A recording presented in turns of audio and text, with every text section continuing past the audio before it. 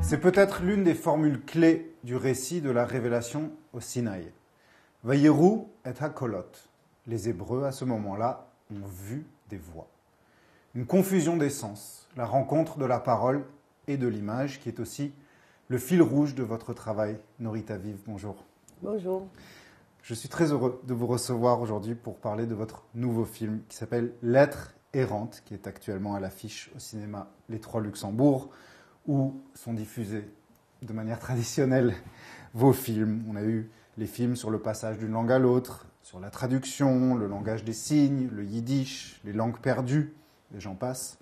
Là, dans Lettres errantes, vous vous intéressez à un son en particulier, la lettre R, le son R. Alors j'ai envie de vous demander, Man ishtana ha'ot hazot mikol ha'otiot. Qu'est-ce qui distingue ce son, cette lettre, de toutes les autres lettres? Il y a tellement de choses à dire, mais déjà c'est une lettre qui erre. Hein. Elle erre entre les pays, entre les régions. Elle n'est pas la même ici et là, parce qu'elle erre dans la bouche déjà. C'est-à-dire, je crois que c'est la seule qui circule entre la profondeur de la gorge et entre le bout de la langue. Et j'ai envie de dire aussi que c'est celle où on entend le plus sous la langue l'autre langue. Qu'est-ce que ça veut dire, ça? C'est-à-dire que c'est celle qui résiste le plus dans le passage d'une langue à l'autre. Oui, vous dites, le R, c'est la marque d'une différence. C'est une sorte de chibolette, comme ça. Oui, complètement. Donc, oui, c'est celle qui, même si on arrive à s'adapter très très bien à un accent, celle-là, elle va toujours vous trahir. Pas toujours, mais elle va vous trahir. Et il y a Amel Shawati qui parle de son père et son grand-père et qui raconte qu'ils sont allés à l'école française en Algérie, mais qu'il y a les R, ils ont gardé les R arabes, les R roulés. Je me rappelle de ce grand-père, il avait 3 spécificités à lui, en tout cas c'est comme ça que je les vois. Il portait un costume, et jusqu'à la veille de sa mort, je le vois encore, et il avait une petite toque sur la tête, souvent une toque blanche, mais aussi, lorsqu'il parlait en français, il avait cette habitude de rouler le R, comme en arabe.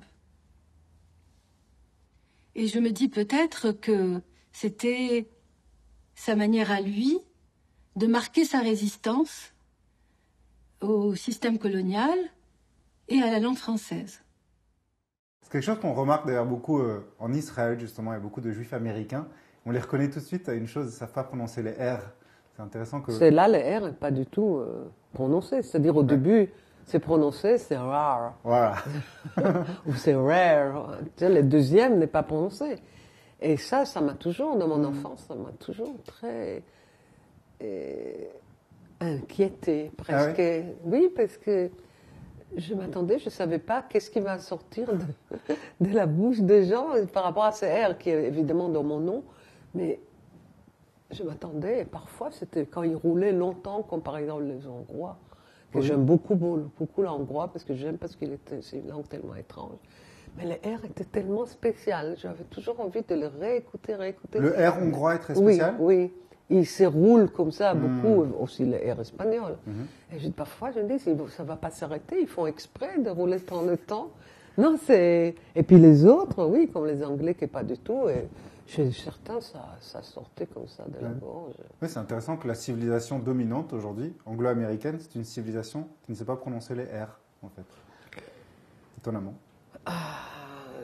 Oui, c'est pas, mais oui, j'en sais rien. Il paraît que même en France, j'ai lu les linguistes, qu'elles se vocalisent. Que le R se vocalise au début, il était roulé. Oui. Après, il est à la gorge, et maintenant, il y a pas mal d'endroits où on l'entend beaucoup moins. Oui, il y a une mutation de la vocalisation du R en France. Oui, il paraît. J'ai lu ça. Hein. Mais il y a des pays entiers, c'est-à-dire des continents où le R n'est pas du tout dans la langue. Justement, dans les films, il y a la japonaise. Oui, magnifique. Oui, qui habitait pas loin, rue Rollin. Et son père, elle est arrivée, elle était jeune, mais son père qui était journaliste.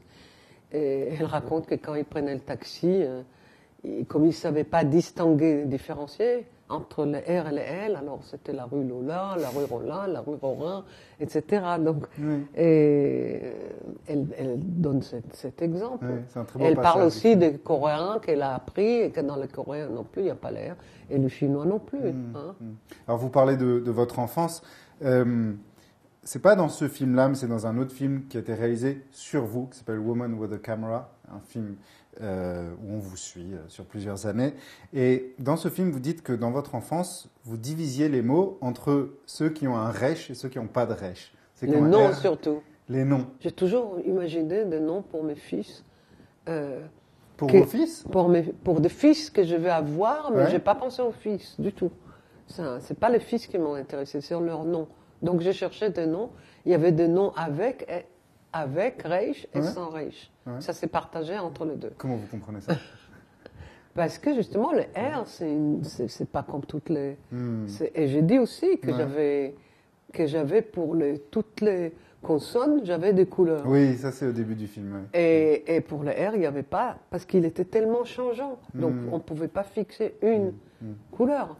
Et c'est vrai qu'il est central dans votre nom. C'est Nourit. Oui, c'est ça. C'est pour Nourit. ça. Oui, Ouais. oui, Nourit, etc. ouais, C'est pour ça que quand je ne savais pas encore lire et écrire, c'était toujours cette chose comment le R va sortir de leur bouche. Comme toujours, dans vos films, il y a des entretiens avec des personnalités qui racontent leur rapport à la langue, au langage, et là, au son R.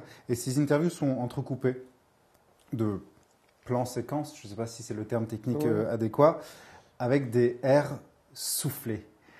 Et quand on a discuté un peu en amont de cet entretien, vous avez rapproché ce souffle d'un verset très important dans la Torah, qui est au tout début de la Torah, où on dit que Ruach Elohim, l'esprit, le souffle de Dieu, merachefet al pene hamaim. Oui, Merachefet plane Plane. Ouais. sur l'eau. Et oui, mais vous avez dit l'air, et on a donné la consigne pour celui qui fait le son, et que c'est Jaap Blom qui commence avec la Ursonate de Schwitters, écrit en 1932. C'est le peintre dadaïste, qu'on ne sait pas qu'il a déjà écrit la sonate, où il n'y a pas de mots, il y a juste le son. Et là, il y a le son de R, que c'est très, très impressionnant. Rum. Rumptief tot zeeuwens kermu. Rum. C'est le son originel, en fait. C'est un peu comme le hum. Oui, c'est plutôt les lettres premières, je crois. Parce qu'il y a tout l'alphabet qui est dans le... Il y a, dans la Ursonate, on attend toutes les lettres. Et lui, c'est Georges Bloch qui a conçu le son du film avec Jaap. Et Jaap a eu la consigne de improviser sur l'air, R, A-I-R. Donc, Ruach. Et c'est pour ça que vous trouvez le Ruach et le souffle, vous avez bien dit, il souffle, il respire, et c'est ça le son tout au long du film, le même qui a fait la Ursonate. Donc tout au long du film, il y a cette respiration, ce souffle qui accompagne les fleurs couleurs, que les fleurs sont des couleurs. Oui, ça c'est quelque chose, vous dites chaque son est une couleur. Quand j'étais petite, quand j'ai appris à lire, à écrire, ça c'est... Ça s'est arrêté après, vous pas êtes plus arrêté, accompagné par ça? Pas arrêté complètement, parce qu'en fait, j'ai remarqué ça vraiment dernièrement dans un des débats au cinéma, parce qu'il y en a beaucoup, qu'en fait, je donne l'exemple dans le film au début, que Gadi et Gila, c'était vert. Et dans le film, la couleur que je donne à Guy Régis, Junior, Guy, donc le G, il est vert aussi. Comme quoi. Et oui, c'est ça. Et pour moi, c'était absolument clair que Guy Régis va avoir la couleur verte, qui sera le dernier, il aura la couleur verte. Et c'est seulement là que je me suis rendu compte, comme quoi le débat il sert à découvrir des choses, et à moi-même, qu'il était, et que c'était évident qu'il sera... Pourquoi? Je ne sais pas, parce que c'est cette histoire synesthésique, parce que c'est la synesthésie. Je voulais m'attarder sur un moment qui me semble important dans ce film, qui est lié aussi à cet Israël dans lequel vous êtes né, dans lequel vous avez grandi, le début de la Médina. Non, avant. Avant encore la Médina. Oui, j'étais née en sioniste. Palestine sous mandat britannique. Absolument. Vous êtes plus âgé que l'État d'Israël. Oui. C'est comme ça que je révèle toujours mon âge. Il y a eu une envie, un fantasme dans cette construction du nouveau juif, le Yehudi Hadash, ce projet sioniste. C'est aussi passé par un retour au Reich oriental. Ça faisait partie aussi de la sortie de la condition galoutique, diasporique, ce retour au Reich roulé. Vous avez vécu ça? Et oui, je trouve, mais Orly dans le film en parle, et c'est-à-dire que c'est vraiment, si c'est vrai, parce que bon, c'est une supposition, mais c'est ma supposition aussi, que on voulait imaginer les Juifs bibliques, comment ils étaient. Donc, il y avait le Aïn et le Het et le Reich. Le Aïn et le Het, que je ne sais pas dire très bien. Et que c'était comme parle justement le Palestinien d'à côté et les Juifs yéménites qui étaient déjà là, avant. On recherchait l'hébreu authentique, en fait. Oui, c'est ça. Qui devait, comme c'est une langue sémitique, qui devait être comme l'arabe. Oui. Et alors, on a essayé les Aïn et les Het. Il n'y en a pas beaucoup qui ont réussi, mais le Reich est resté. Oui. Et en se disant que c'est comme ça qu'on dit le Reich roulé. Et du coup, à la radio, à la télé, plus tard à la télé, mais déjà à la radio, je me rappelle, c'était toujours avec, comme ça, très marqué. Oui, comme ça, avec les R roulés, tandis que dans la rue, on ne parlait pas avec ces R roulés. Ah. Et pourquoi on ne parlait pas dans la rue avec les R roulés? Pourquoi? Moi, je crois que c'est les premiers qui ont renouvelé la langue venaient du yiddish.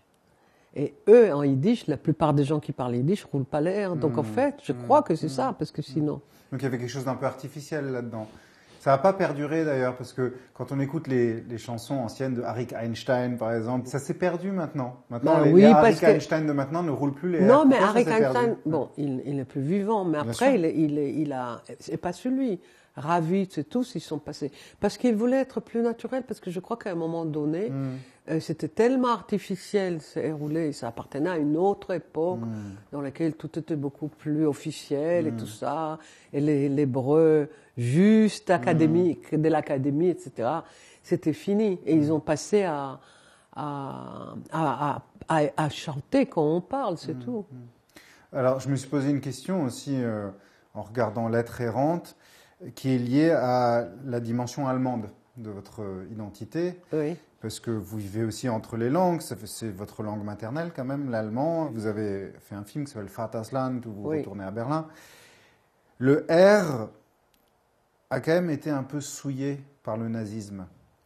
Dans cette caricature de l'allemand violent, féroce, dans les discours d'Hitler, le R est très très marqué. Je me demandais si c'était une façon de nettoyer, on va dire, cette souillure que les nazis ont imposée à la langue allemande un peu. La souillure, ils l'ont imposée à la langue allemande. Je suis d'accord complètement, mais je crois que, et c'est pour ça que je fais Vatersland, où je parle allemand, et c'est une revendication, que la langue n'appartient pas aux nazis. La langue appartient déjà à personne, mais c'est une langue maternelle, une langue première de beaucoup de juifs. Mon père, ma mère, ils en parlent. C'est leur langue. C'est-à-dire, pas seulement ils ont tué les juifs, ils vont maintenant leur interdire de parler leur langue. Donc, Et puis, bon, il y a une poésie extraordinaire, écrite avant, déjà. Freud et Kafka. Il y a un moment que j'ai trouvé très, très intense, très beau dans Lettres errantes, c'est l'entretien avec Luba Jürgenson, donc qui vit entre le russe et le français. Et elle a cette formule, elle dit que être bilingue, c'est se traduire en permanence, c'est avoir deux corps. Le va-et-vient, dit-elle, est devenu ma maison. Vous vous retrouvez un peu dans ce Complètement. propos? Quand elle a dit, je dis, ah, qu'est-ce qu'elle a dit bien. Ouais. J'aurais bien voulu, moi, les dire Ouais. ainsi. Oui, Ouais. oui, oui. Vous habitez aussi un peu dans ce va-et-vient? Oui, dans le va-et-vient entre trois langues. C'est-à-dire trois, je ne parle pas beaucoup l'allemand. Ouais. Je parle surtout le français parce que je suis ici. Ouais. Et avec les amis en Israël, je parle hébreu. Voilà. Et donc, mais oui, c'est-à-dire que je passe vraiment de l'une à l'autre comme vous, n'est-ce pas? Je voulais encore dire un mot sur, du point de vue de la tradition. Il y a un très beau midrash qui parle du moment où Dieu crée le monde. Et puis, il faut choisir une lettre avec laquelle il va commencer la Torah. Donc, on sait que c'est le bête à cause de Bereshit. Mais en fait, toutes les lettres viennent et disent non, mais ça devrait être avec moi. Et donc, le midrash passe en revue toutes les lettres et un dialogue entre chaque lettre et Dieu. Arrive le Resh, le Reish, et a des arguments et dit tu devrais commencer avec moi. Et puis Dieu refoule le Resh et dit non parce que toi tu es associé à Ra, le mal, et Racha, le mauvais. Et le Resh dit ouais mais je suis aussi Roche, la tête. Donc le Resh a mauvaise presse, si on peut dire. J'ai Rabbi Akiva. Absolument. Mais moi, je trouve qu'il s'appelle Roche, le premier, les commencements, l'origine, le début. Je trouve ça plutôt... C'est lui qui ouvre. Parce que Roche, Ouais. la otiot, il a raison. Il aurait dû être le premier parce que Roche, c'est le premier. Finalement, il est le deuxième, Bereshit. Oui, c'est Voilà. vrai. Bereshit, il est le deuxième. C'est pas mal aussi, deuxième. Oui, c'est pas mal d'être... Ouais. Oui, oui. Le Midrash associe le problème de Roche à celui de l'idolâtrie. Quand on est à la tête, on finit peut-être par se prendre pour le meilleur, je ne sais pas. Mais comme il est troisième, c'est-à-dire les Aleph et les Baja pas là, on Oui. commence par les B, donc les R et les troisième, ça va. Je voulais terminer cet entretien par quelque chose de plus français. Lié à la France, il y a ce dernier entretien dans Lettres errantes avec un homme qui vient des Caraïbes et qui vit aussi, lui, entre on va dire, le français et le créole. Oui, Et il dit qu'à Paris, il y a une violence du R, oui. tandis que les Caribéens le caressent. Je trouve ça magnifique. Et lui-même, il est tellement, il est sans violence, tellement doux. Ouais. Et j'adore comment il parle. J'adore comment il parle, mais comment il parle, ce qu'il dit, hein. Ça vaut la peine De le regarder. de regarder. C'est pas seulement les Haïtiens, les Caribéens ont un R beaucoup plus doux. Et dans beaucoup de mots, on caresse le R. On le caresse pas, on le caresse. Pour tous les mots où il y a un R, on va entendre même garage, même amour. Le R, il est moins agressif.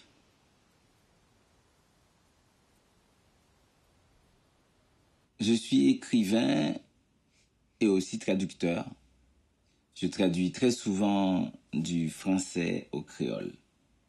Et le choix de traduire a été quelque chose d'essentiel pour moi dans ma vie.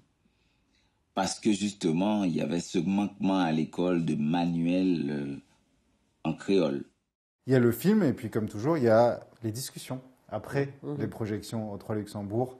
Ça fait partie intégrante de Absolument, votre travail. c'est devenu vraiment une partie. C'est un peu comme le Talmud.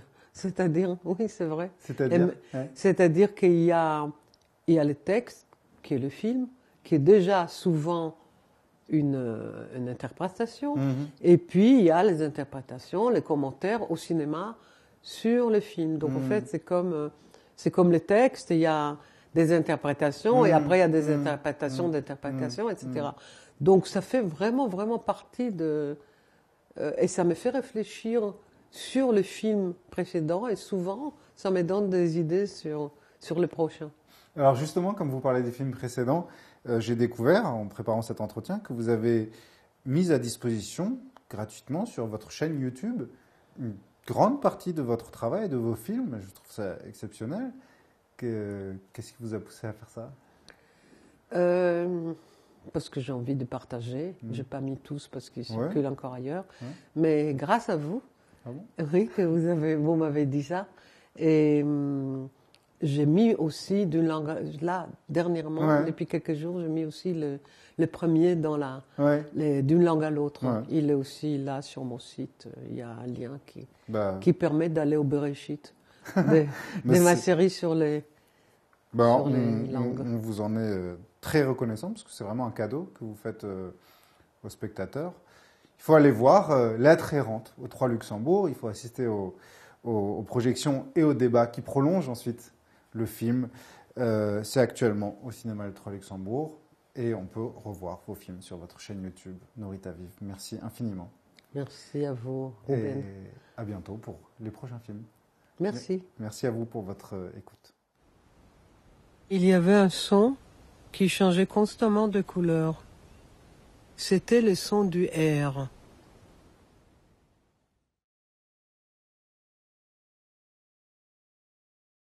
One week before, she had this kind of crystal clear, diamond sharp R. She was sorted. C'était une fois la rue Lorrain, une fois la rue Lolin, la Lu, Lolin, Rollin, Rorin. C'était sa manière à lui de marquer sa résistance au système colonial et à la langue française. rum, עבדתי על גלגול הרייש הגרונית הזאת, שתהיה רייש ולא רייש. Le R exprimait mon être animal. C'était un rugissement.